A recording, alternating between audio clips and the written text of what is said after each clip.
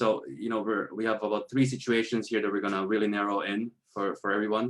And, starting with the most basic one here, which is being sort of the one up, one back. And so you so far have sort of spoken about, making sure that the serving team knows where that serve is going to go. And as well as the net player then knowing where the serve is going to go is looking for a specific shot to follow up if they can reach that first volley. So for everyone, just to be able to see here on the diagram, you have the server in the red dot in the bottom of the screen, returner on the upper left side, and then there's the 2 net players, and that's sort of the starting position. And assuming that the server goes down the tee, and Daniel, you mentioned that was sort of a way to go potentially with a scenario. The volleyer is looking to go back behind the baseliner. Because that it's very obvious on the screen here where that big opening is in the court. So can you just elaborate maybe a little bit more on sort of what sets up the net player here so well, assuming that everybody's right-handed here in this situation? Yeah. Okay. So this is generally as I said before, the easiest way to set up your partner is with the tee serve, perhaps the body serve. The wide serve obviously is opening things up a little bit more.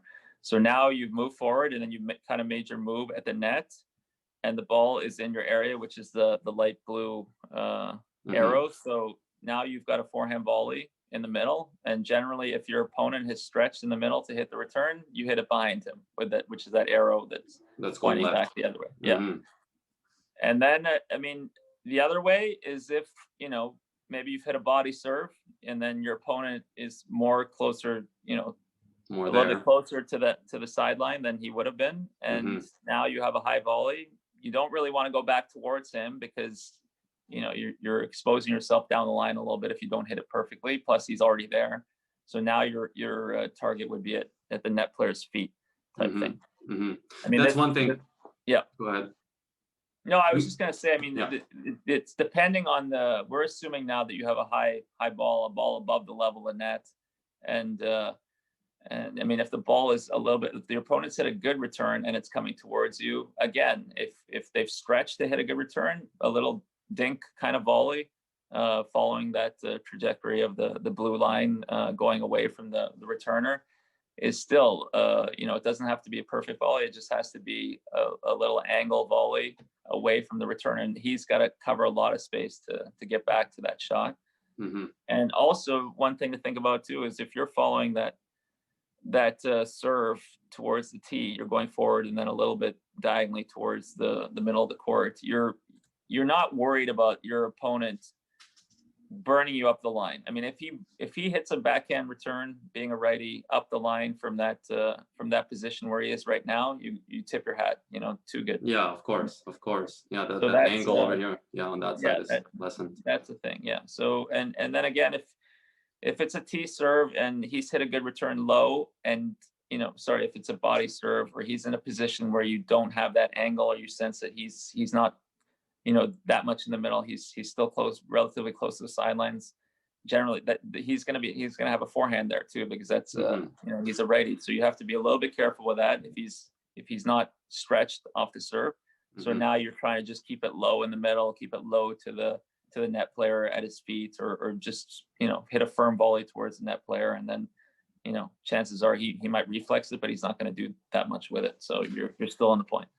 Perfect. And that's the next slide here that we're looking at. So if that serve does go wide, again, the red line representing where that serve goes, now the baseliner on the receiving team is in the upper left corner, is pulled out to the side of the court. Now the net player, and you can see how I positioned the serving teams, the server's partner, a little bit to the left here because they moved forward and left, and now they're looking at one of the 2 options of where the blue lines are. Yeah.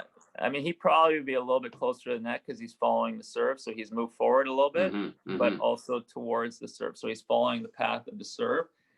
And now he has a responsibility.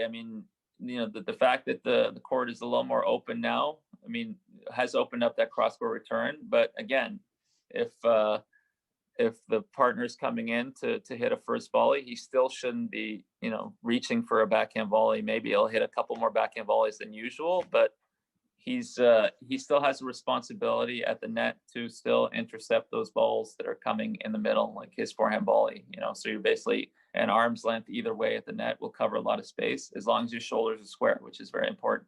So now the ball has come in your area. Where are you aiming now? Now you're aiming back in the middle because your opponent has just been pulled wide with a forehand return. His body weight is being pulled off the court.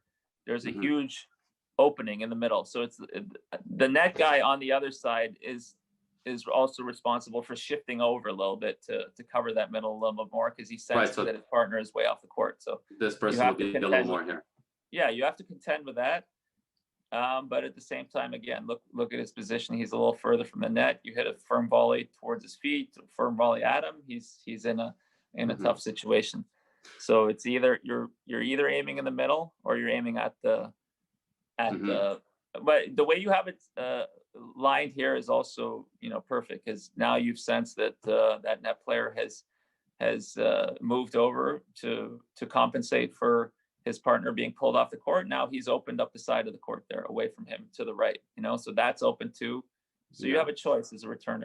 But the main takeaway from this is you're following the serve as your opponent's hitting that wide return out of the court. Your shoulders are square. You haven't turned your shoulders just waiting for a backhand volley, assuming that it's coming at you or down the line in the alley just because your opponent got pulled out wide. You have a responsibility for that. And you have a responsibility also for an arm's length towards the middle. So but you can only cover those shots if you're square to the net, right? And so when you say we haven't covered it yet, we haven't talked about it much yet, but you have to tip your hat if your opponent is able to hit the middle of the alley towards the sidelines. That part, you shake your hand. I mean, you shake his hand. If you can do that all day, where he hits the ball in the middle of the alley and towards the sidelines, and you're not covering that. You're not responsible for that. That's too good by your opponent. So and this is something that you use a lot.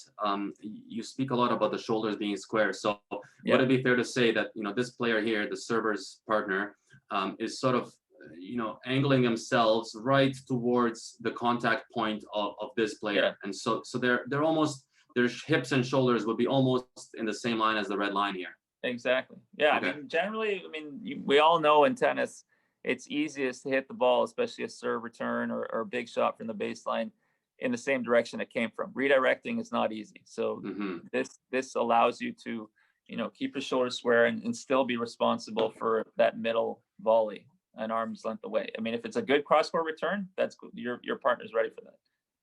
But if it's a ball that's in the middle, and you've turned your shoulders, anticipate, which is normal. I mean, this happens. I see it a lot in club level, but it happens in pro level. A guy will turn his shoulder at the net and take himself out of the play. But that's the worst thing you can do. Keeping your shoulders square is the most important thing as a net player to the shot coming at you. And talk about poaching. Same thing goes. If this player is anticipating maybe a cross court on an easy cross court, so they start poaching, they should still be accepting a forehand or a backhand volley. And to do that, you have to have your shoulders and their hips squared.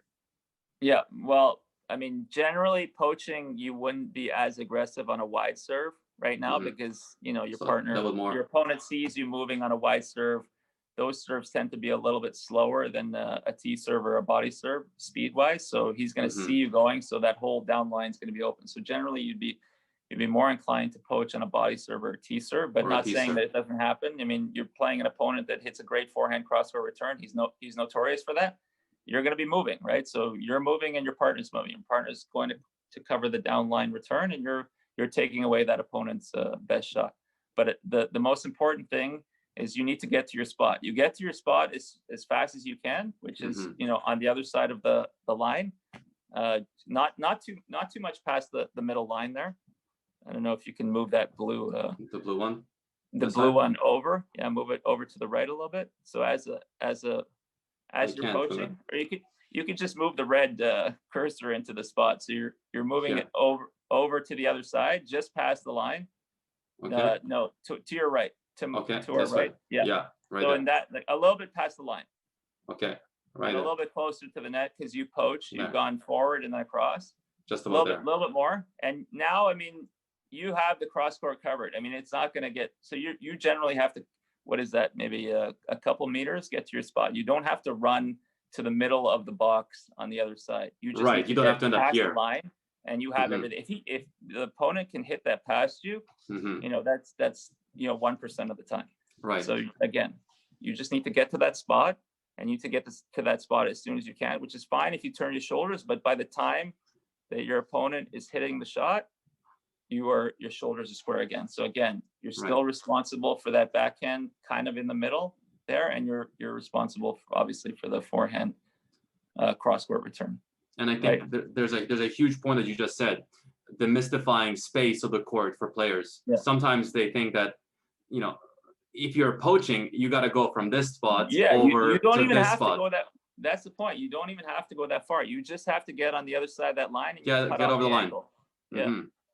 Correct. Same thing. Yeah. So that's the thing with poaching.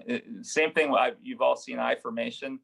You know, you're starting on one side, and you just have to get to the other side and make sure you're up and ready to with your shoulders square to the ball. So it's understanding that you know, it's efficient movement, and you're going to cover a lot of space by just understanding where you have to be, Awesome. you know, to cut off the angles.